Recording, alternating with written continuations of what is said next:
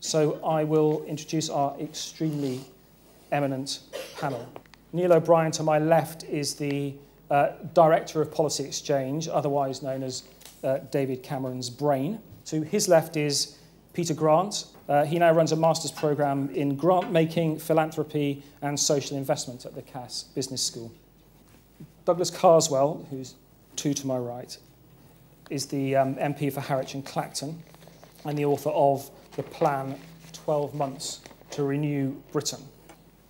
To my immediate right is Chief Constable Peter Neyroud, the Chief Executive of the National Policing Improvement Agency. And finally, to my far right is, although not politically, is Philip Stevens.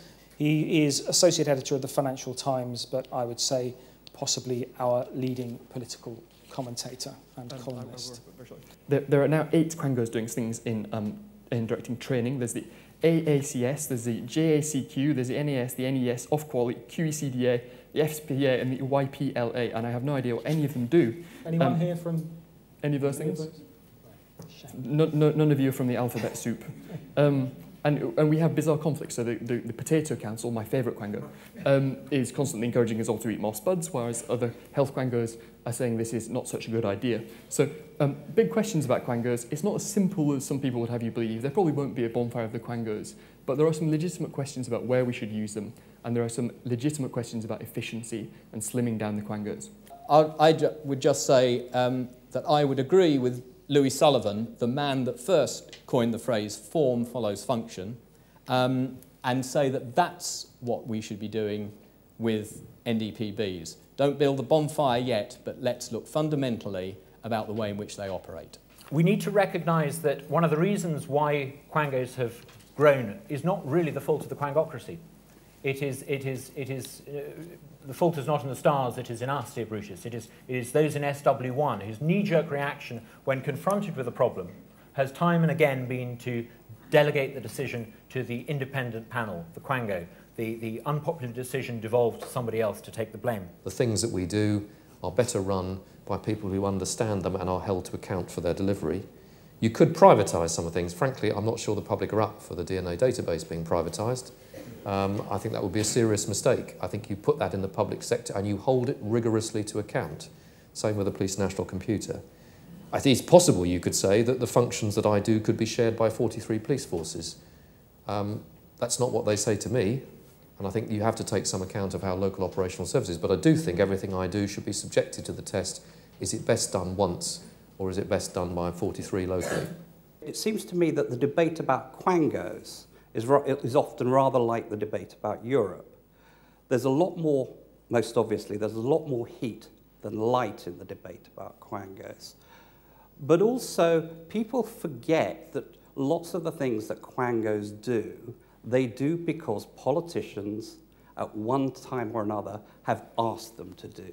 It's convenient. I think events like this are fascinating because otherwise you have a potentially insular debate happening within the Westminster bubble and the media that covers it, whereas what you actually need is something more of an inclusive debate where those that might be affected are starting to make their voice heard. I really enjoyed it. I think it's obviously in the kind of time of political transition, these new ideas and debating them openly is really important. A large crowd shows how much people are interested in the Quango issue.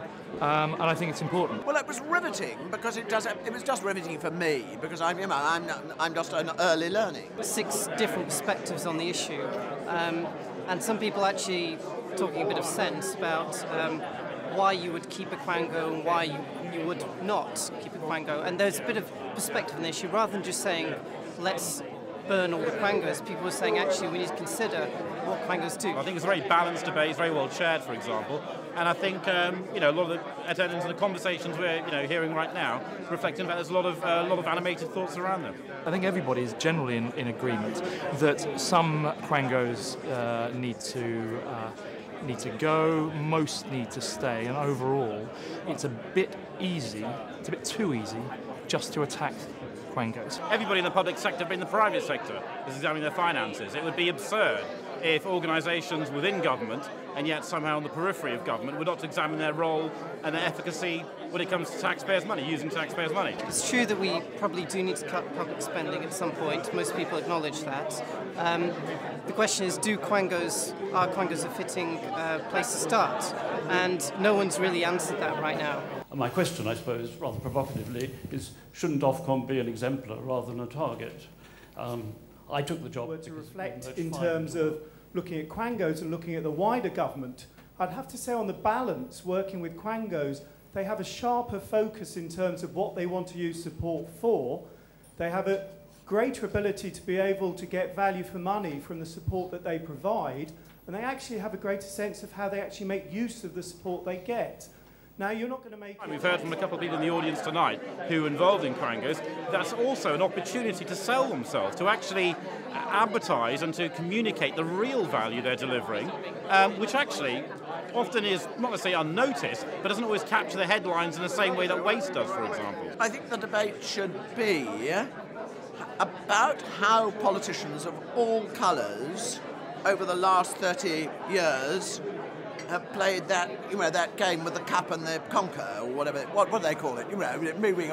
Moving something around. No, it's not there anymore. It's gone over there. Getting away from the idea that independent bodies solve every single problem would be a step forward from here, I think. What will be interesting as we enter the autumn, the party conference season and the pre-election debate is how the initial thinking translates into workable reality and how an incoming government of whatever colour would take that thinking and think through how it works in practice.